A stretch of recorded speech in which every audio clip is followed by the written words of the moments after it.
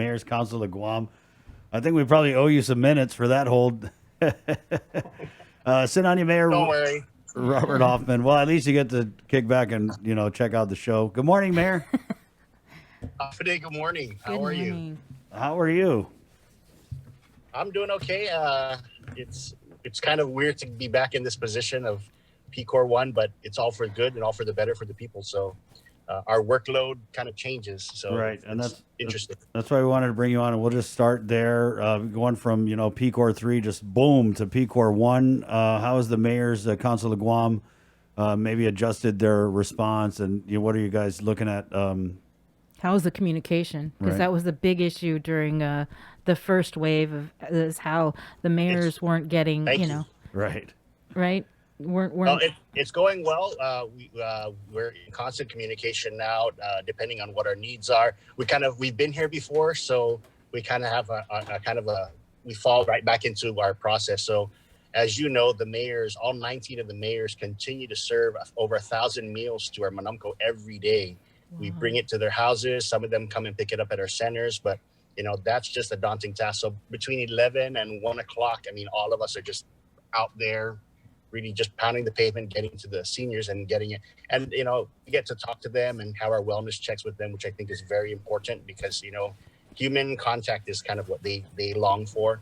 And a lot of them are really scared about what's going on. So as they saw the numbers go up, they've been reaching out to us just to talk and just to call. So my colleagues have been doing that. That's kind of been our main focus, is to get them fed, because we know a lot of them are on fixed incomes and don't kind of have that luxury of being able to go out and, they don't have the smartphones where they can kind of figure out what's to go to do grab and go and all the other out dining out stuff. So it's been interesting for us, and it's at the same time it's saddening to see, but we want to keep them safe, so they understand that. While that's ongoing, kind of this COVID was giving us a chance for the 12 Manamco centers to get refurbished. So a lot of them are undergoing current repairs and refurbishment. And this is something Governor Leon Guerrero and Lieutenant Governor Tenorio actually gave the Mayor's Council several months ago. And we were able to kind of get all the paperwork done. And so it's been pretty good that they're not there. So they're not hearing the noise and the dust and everything. So these centers are going to be renewed. So once they come back, I think they're going to be pleasantly surprised to see a lot of things that have got, made anew. So hopefully they'll enjoy that.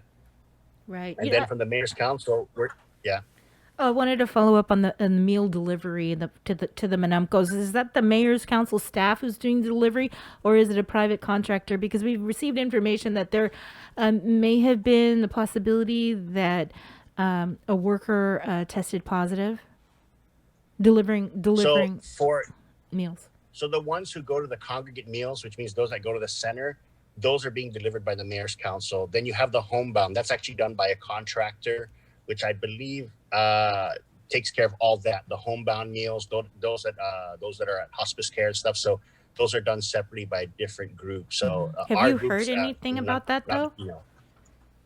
Not that I've heard of. None of the discussions that we've talked about, and we have. So no, we haven't. And a lot of us, we have a process where it's bagged and we either hang it on the door or put it on the bench or put it on a chair. So we actually don't have that face-to-face contact with the senior. Unlike some of the homebound folks where they actually go in to help, they clean up the senior, they come 2 or 3 times a week, they do these home services. So there's a big difference on how we're doing here, but we take every precaution to be safe on that. Then at the same time, right now, the Mayor's Council is working on getting the Office of Homelessness and Poverty Prevention up and running. We're actively accepting resumes. It's kind of hard to do resumes and get clearances with everything being shut down again. So it's on top of each other. So we're trying, but we're still looking for caseworkers and project coordinators. So if those want to work with the homeless, please send us your resume at the Mayor's Council. We love to kind of get a pool out there. We know a lot of people were laid off. So if there's possibilities for people who want to get employed in that manner and they want to work, they figure this out. So while that's going on one section, we actually have the island-wide recycling program. That's been ongoing. A lot of the mayors are out there getting it done. We're removing abandoned vehicles, white goods, electronics, metals, tires, and it's been a daunting task. I think Tamuning is doing their junk cars because their contractor's the same as ours. But I know that Dedro's been actively doing it. Ag has been actively doing it. Many mayors have been doing it. for us in Sinahanya, my vice mayor, Rudy Uriarte, he's kind of in charge of that. He's been in charge of that for the last 8 years that we've been in office. That's his pet peeve and project. So he likes doing that stuff, and he gets to go out there and meet with the people. So he's been doing a great job. And so we started yesterday already collecting the loose metals and the white goods. And I think the cars are scheduled for Thursday on that end. So that's another thing the mayors are doing. And then the last one is we've been actually actively working on the food and fruit distribution. I'm not sure if you've noticed that a lot of the mayors have been giving out these boxes of fruits and the commodities. These are from USDA, and we want to thank Pacific Trucking and Matson. And last week was kind of a good thing because we actually got an additional. So they gave pork and cheese also. So it was pretty interesting. So a lot of people were making pork tacos and quesadillas and everything. And then the other box had sliced ham and sliced cheese. So there was like a lot of grilled ham and cheese, stuff like that. So a lot of people it's been really helpful out there. And I know that when GDOE canceled the commodities distribution, they kind of looked to the mayors to figure out, hey, can we get some of this food and some of the hands out there? So we've been actively engaged with that. So, we met with GDOE a few weeks ago. It's still an ongoing discussion because for some of us, it's going to be easy to help GDOE. But for when we were looking at the numbers for like Dededo, 5,000 people are on TFAP in Dededo, and to ask a mayor to deliver 5,000 boxes or coordinate that is a lot of asking for a single office versus Sinahanya, who have about maybe 80 people. So it's hard to do. So I can understand some people's hesitance in joining up with GDOE to kind of get this done. But we want to find a way. All the mayors are actively working together to find a way to do it. Right now, I have a 40-foot container of fruit that arrived yesterday of 2,400 boxes. And we were able to push out 10 pallets yesterday, which is pretty much half of that. And it's just making calls and contacting people and getting on all the community chats of the people that are in need and pushing it out. So it's a big help. And I know that USDA and Pacific Trucking and Matson are trying to figure out something for September, October. And I hear it might be vegetables and some other stuff and milk and eggs. So we're actually excited about that. Nice. So it's kind of interesting to kind of wear these different hats of, anything that we can do, because we know people are out of work. We know people are struggling financially. And so these little boxes help. And so it's, I don't know if you know, but today yes. Go ahead. Oh, today we have the testing for the homeless up at Global Dorm. We're actually going to be busing the homeless to the Northern Center. So I want to thank DPW for coordinating that. So right now, 34 consumers of the 82 have signed up to get tested, as well as 9 staff. So that testing actually is going to take place right now. They're actually on a bus up there. They're going 12 at a time. And they're going to take the test. And they're taking a test that kind of gives them results within a certain amount of time. And when they do that, should they be found positive, they're actually going to be taken straight to the quarantine center. So we're actually putting these things in place for that, just so they're not going back to the dorm itself. Everyone is there voluntarily and willing to do this. They're also concerned about what's going on. We're putting in measures so that the meals, while they're waiting for the results, the meals are brought to their rooms instead of them coming down to the congregate area, just so they can also comply with how when you get tested, you're supposed to wait for your results. So that's kind of ongoing. So we're just pleased that we were able to get public health to come up and do the testing. Originally, it was going to happen there at the site, but then when we looked at the logistics, it's easier to bring them up to the Northern Center. So that's ongoing right now. So we're hoping we can get those results by the end of the day, and I can let you guys all know. Oh, yeah. Let us know, please. Have any of the homeless people that are in the Global Dorm, were they experiencing symptoms? Not that I know of, but I'm sure that, they have some of them have underlying health conditions that we're having to deal with and talk with. I know that some of them were released from the hospital just a few days ago, if not a week ago or two, because some of them were there for other issues. So they're closely monitored and they're talked to, and their caseworkers are there. But, at the same time, our office is working with some of them. You've heard the stories that some of them have no IDs. About 26 of them actually have no ID. So we're actually still working on that, trying to create the records to get them that kind of, I guess to be a person, to have a document that actually says who they are, because it's really hard and hard to understand. And I feel bad because to know that someone, people won't trust who you say you are because you have no proof. Right. And most of the time these people have proof is I have one person that showed me a news clipping of them being arrested saying, "This is me." Wow. And because they have no other documents to show it's them. And I said, wow, and so let's figure something out there. So, yeah, it's kind of sad to be pretty much be a nomad and not have that kind of confidence to say, this is who I am. So right. we really want to get them on that. And so it's great because when we were they were moving them out of Paseo, I was talking with a group that's over there by Autospot area, and I talked to a guy, man, a Scambaluri even, and he was saying that no ID. I mean, I can't even imagine. Okay, full confession here. People hardly ask me for ID, but I can't imagine. The guy was like, I can't apply for a job. I can't apply for food stamps. I can't do. There's just you don't exist without an ID, and I think a lot of us take it for granted. But I want to ask the homeless. So I know that we tried to do an outreach testing before we had the shelter. Is it easier now that we have them kind of in that global dorm setting to test the homeless? Because this is something that we tried before, and we weren't. I heard we weren't able to get everybody. It is.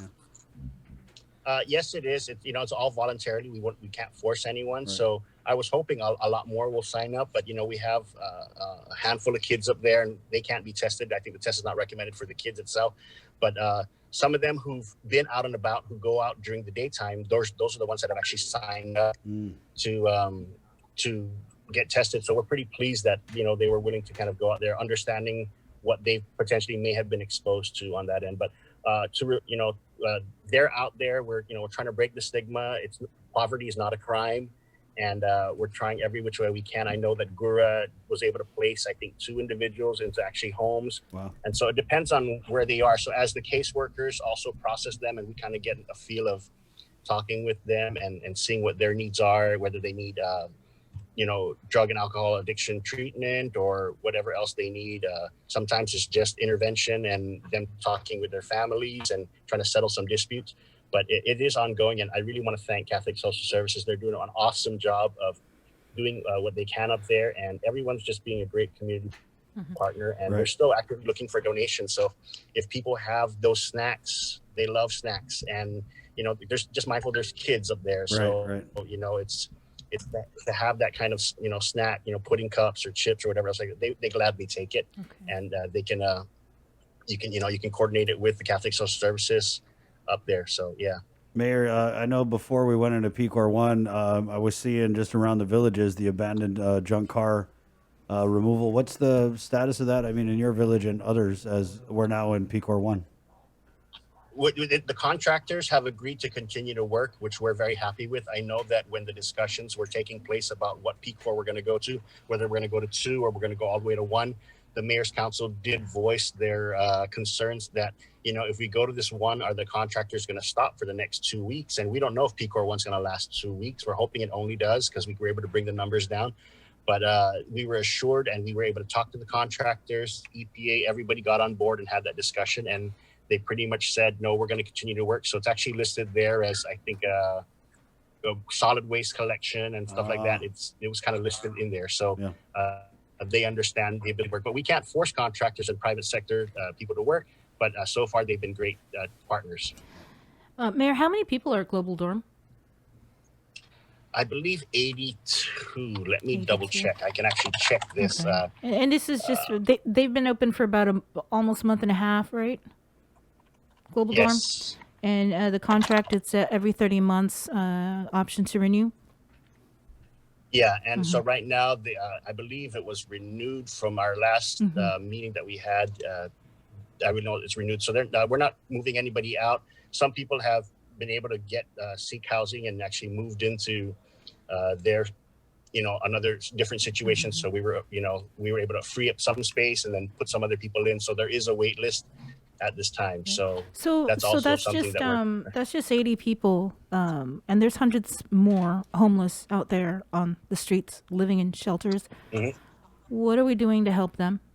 Are we looking at opening any other facilities, or are we just going to leave them out there? Yes, it's actively undergoing procurement at this time. I know GSA and Homeland are doing that part. I know that they're looking at 2 or 3 more places as it goes on, and then kind of sorting groups out. Families will go here, men only on this end, bed for the night on this end. So there is an actual model that we're working with in conjunction with the U.S. has an interagency council on homelessness on how to do work on COVID. And so we're taking the best practices of those different areas and putting it on into a, trying to apply it to what we're doing here. So, that's kind of where we're at on this end. Right. Is there a target deadline to try and get these contracts It's all secured? procurement based. I'm not sure. I think in this Thursday's meetings, we'll probably get an update from the folks, and hopefully they can give us some good news and positive news. But it's we're back at PCOR1, so Right. I don't know if some people, I don't know if real estate people and some other stuff are going to be up and open, and banks and some other stuff that need to get done. So I think they're trying their best. Mayor, I wanted to kind of, Bree, are you good? No, but go ahead. I kind of wanted to ask your thoughts on the election. And Wow. Well, thank you. yeah, I mean, we're just kind of going to start asking people this, so I'm curious. We value your perspective. So we're moving full steam ahead with this, and the GEC has announced modified in-office voting hours. But knowing you and having had you in conversations, I mean, since the very beginning with containing COVID, I'm kind of thinking I can anticipate that maybe you have some issues with just the big turnout that's going to happen on election day. Yes, and well, thank you for the question. And it is concerning as a mayor, but even just as a person who lives on this island. Election safety is a big concern. We have 10 days to go before the primary, and from what I understand, almost 600 people will be actively working for the election commission at this on the particular day. I think there's curbside workers and homebound and all these other people. But just on that specific day, imagine having 600 people at 19 different villages, meeting thousands of people who are casting their votes, and then having to ride a bus together and then get to UOG, and you're going to have this cluster of people having to verify do the ballot balance and everything. And that's not done quickly. That they have to do it accurately and safely.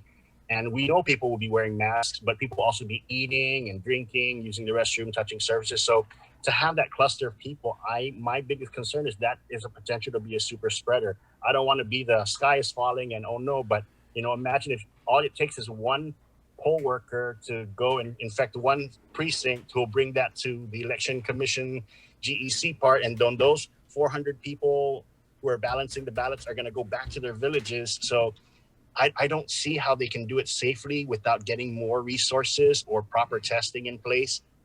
But, would I want to be in that situation? No. And I think people can take advantage of the early voting now, but we don't know what it's going to look like 10 days from now. I know as the results start to come in, we were able to capture that large bump for whatever reason, because of the more testing and the clinics being open there. But as we need more testing out there, I think the next few weeks, I only saw, one or two, and that's concerning.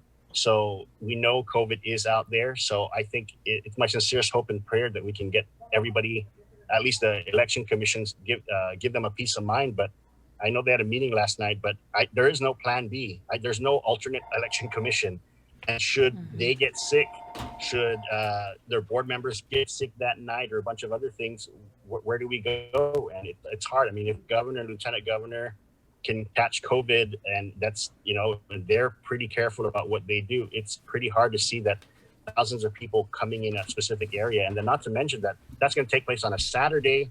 Sunday happens. Monday, we're supposed to go back to PCOR3, and the schools are going to open up. They still need to sanitize the schools and clean it up and wipe down everything. So as if I was a principal, I'd be concerned too. It's like, wow, I didn't even. Yes. I didn't even think of all that stuff, Mayor. Yeah, so it's kind of they're all kind of connected. So I'm hoping the legislature comes back and revisits that. I don't want people to say, "Oh, cancel the election," because this and that. It's not about party or anything. I think just ultimately, I'd rather have it we're safe and prevent the super spreader type activities versus saying we're denying somebody the right to vote or go out there. I mean, you can go vote now, right?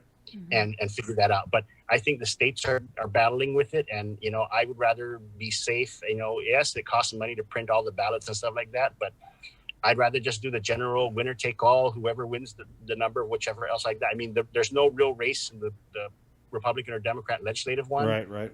Most mayors have a Republican Democrat challenger. I think there's just a handful of races there. Congress, you have to figure out on the congressional side of it, and then BJ's running unopposed. So there's, will people come out to vote? I don't know, and I think people are going to probably want to stay home. But I would feel very confident and safe if the legislature came back and revisited the possibility of canceling and postponing it, because you're just thinking of the political side of it. Imagine candidates wanting to have courtesy camps and gatherings in front of polling places. I'm hoping they don't, and we're not going to have it. We're not hosting one. I don't want to be responsible for that either. So I hope the candidates really look at it as a way of just, if we do have to go through this election, don't have courtesy camps. Don't do the wave side. I know it's a favorite pastime of Guam, but it's dangerous out there. And, people said they're going to use Jonya as the model.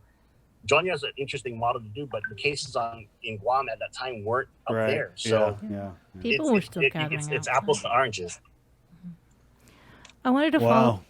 Did you have something else on the I'm election? just like, wow, that's all. I wanted to follow up on the testing for the people at the homeless shelter. What is the plan if somebody tests positive there? Because we've been there. Chris and I have visited the place. It's pretty tight quarters.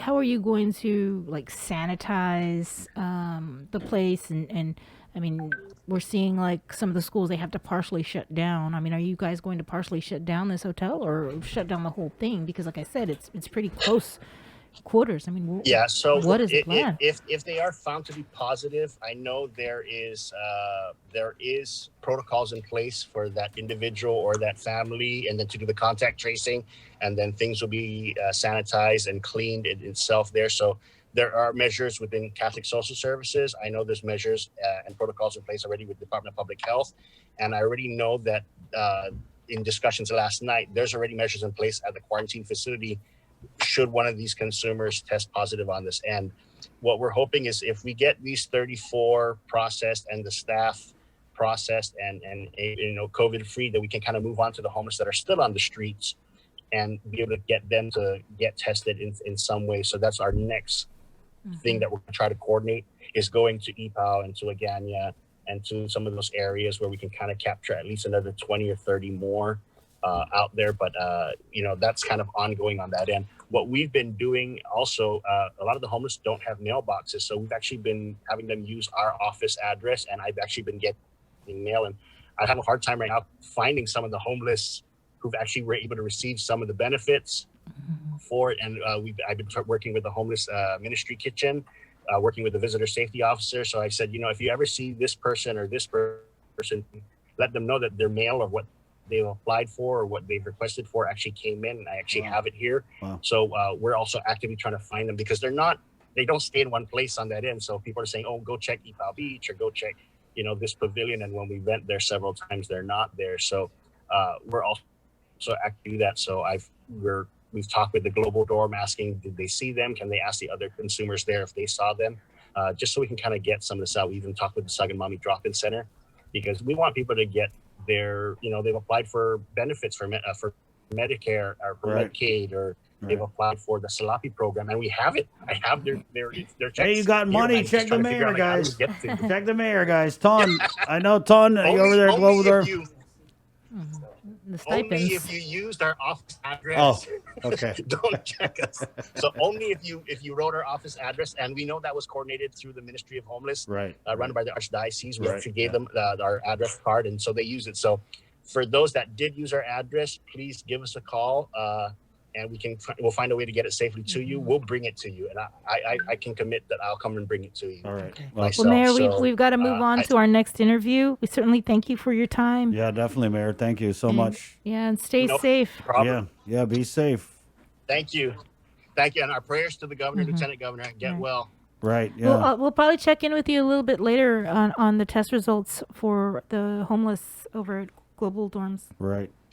Sure. And I'll then let you know how it's going. Thank you. You have the meeting Thursday, so maybe we'll do a little catch up Friday or Monday on what happened in the meeting. Will do. Thank you, Mayor. Okay, wash your hands. Stay right. home. Wash your fat. Okay. Hey, we got to take a short break. Coming back with Dr. Hoa Nguyen from the Governor's Physician